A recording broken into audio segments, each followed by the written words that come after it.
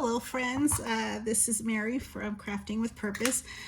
I thought this was going to be a one and done, but I think I'm going to do a part two of how I matted the envelope for the mini journal. I'm usually one that's very much into measuring and being pretty accurate on what I do. But with this, you can't be. And I've learned to embrace that part of this journey. Yeah, you'll get to know a lot about me as time goes on if you don't know me already. But I'm going to show you how I matted the flap, which is going to be my closure. Now, I used a piece of paper, a pattern paper. I don't know what I'm going to put on here yet, but I just wanted to do this for demonstration purposes. So I just cut it out the length of what the envelope is. And this envelope is going to measure, I think, 7 3/8. Yeah, 7 3/8 is the length of the envelope. So I make sure that I have the paper to cover the length. And what I did was I placed the paper underneath, and I'm going to kind of put this flat so that it's easier. Well, no, I think it's going to be easier this way. And so I just lined the paper up, and I'm going to trace with a pencil the envelope here. And so I'm just going to go here with the pencil and just slightly trace around the envelope flat. So now I have this. And so what I'm going to do is I'm going to cut this just on the inside of the flap. Now, if you know me, I'm not a very good straight cutter with scissors. I rely heavily on my trimmer, but I cannot put this on the trimmer. So I'm gonna come just within the mark, just within the pencil mark, and just go along and just cut. Oh my gosh, this makes me so nervous. And so I'm just going to cut all the way just slightly inside of my pencil mark, my trace mark. And so now you have this, and now you have this. Now, I don't want it to be the same length, so I'm going to need to, I don't want it to be perfect. So I'm going to trim the outer edge, which is going to be easier than trying to trim this side of the envelope. So I'm just going to put this on my trimmer, and I'm just going to kind of go within one of these lines here. And I like to line it up on this inch, this line here. And I just want to see how much is going to be cut. I'm going to just trim a little bit less than that. Well, no, I'm just going to line it up against here. And I'm going to, I like to close it first to see where I'm at as far as space is concerned. And then I'll move my blade up because I don't want any holes in case the trimmer isn't where I want it.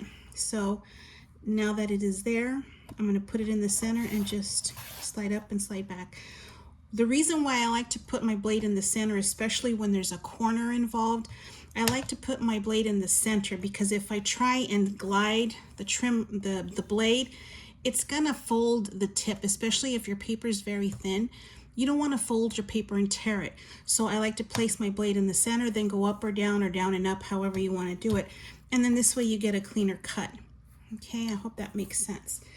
And so now at this point, you can ink if you want to, you can ink your paper. And now I have something that I'm very happy with, that I have about a little more than 1/8 of an inch all the way around my envelope. Now, you can use this paper, the same one that you just cut, and you're going to cut another one because you're going to need one for the inside. And so let this be your guide as well. And or you can just trace it with the envelope, which I think I'm going to do because it's more stable for me. And I'm going to put it this way. Well, let me do it this way.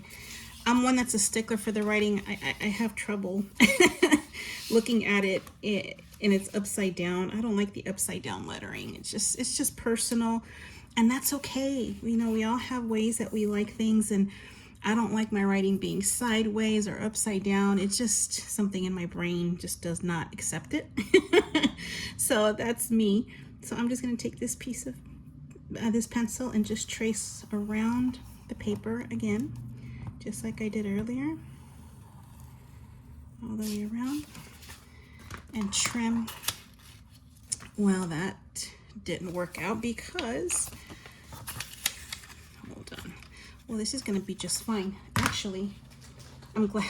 I love when mistakes happen because this way I can now more or less go backwards a little bit. I usually don't do this, but I'm just going to line the end of the cut on this line here, the trim, the end of the trim there, so y'all can see. And I'm just going to line this up here. And now I can slide that. And then now I can cut this out. Again, I'm going to cut within, just below the pencil mark, because I don't want the pencil mark on my paper. And if you are going to cut along the pencil mark, don't press down as hard as I did, because once you start erasing, you don't want to see erase marks on your paper. Again, that's just personal preference. And so just trim within. Okay. And so now I have one that'll fit inside, and I'm going to actually trim it a little bit more. And what I didn't remember is that I have it's not going towards the end because I created a gusset just so that I can have space when I fold it over. So I'm going to do the same thing I did with this one. With the other one, I mean. So I'm going to line this edge on this line here, that 1/4 of an inch line there, 1/2 an inch, cut down, and now I have my piece. And let's just do a trial run here. And this is going to be too perfect. I'm going to trim just a tad bit more because I want there to be an edge around between my between the edge of my envelope and the printed paper. And so now, much better. Okay. Now what I am going to recommend you do is before you adhere the inside part of your mat, if you're going to add a closure, this is where you need to decide what you want to do. You can either do just a ribbon closure, which in that case you won't need to punch a hole for a brad. If you are going to do a brad, I don't like my brad showing on the other side. So at this point, if you know you're going to add a brad, go ahead and adhere your paper onto this. Then go ahead and paper punch your paper, put your brad through, and then once you have that placed, then you can cover it so that you don't see the brad on this side. If that makes sense. I just don't like my brad, the back of the brad showing on my work, so that's why I would do that. So no brad, then if you're going to do a ribbon closure, you can tuck the ribbon or adhere the ribbon here before you place this so you don't see it, which is another option. Total preference of what you like. And yeah, it's that simple. So at this point is before you adhere your papers when you want to decide what you want to use as a closure. And that's how I did that. And then for here, of course, you're going to measure your envelope, and then I like 1/8 of an inch to a 1/4 of an inch to 1/8 of an inch border. So I'm going to use this like this. I haven't decided on the closure yet because I was just doing this for demonstration purposes. And so I'm going to have this like this. So this is what I'm going to have. This may turn into a little mini prayer journal, but I'm not sure yet. But I think I love how this looks. And so I'm going to go with this. Again, just going to show you, this is what I do for step 2 as far as matting my paper. And then you can decide if you want to keep the pockets or not. If not, mat the whole thing, and then you can make pockets from scraps. Because for me, this is just too close to the edge to be able to pull things in and out unless you make it shorter. And if you are going to use these as pockets, then you would grab your paper and create a template. You would just trace around the edge of where you want it. You would, I don't know if you can, because mine, I adhered it, I can't do it. But if you decide, well, let's just try this for a second. Let's just say I don't have any longer paper. Hold on, let me just do this. If you decide that you're gonna want to mat this, you can put your paper all the way in, and provided it's the same length, this is just for demonstration purposes, I don't have another paper long enough, then you would just trace the opening here, and then you would cut it out, so that way you can mat this if you wanted to. But for envelopes, because they're thinner, I don't like to do too much separating of this unless you're using craft paper or you have craft envelopes, but I don't want pockets here. I'm gonna close those off.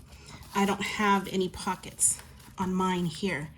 I closed them all and then I made pockets on the outside. Okay, and that's it. So I just wanted to show you that. So that's part 2, and then you can do what you like for the rest of it. All right, I hope this helps. Thank you for watching my channel, and if you like my content, please click the like button and subscribe. It's greatly appreciated. I'm trying to grow on this platform. It's very difficult, but I appreciate you guys, and thank you so very much for watching. Until next time, bye.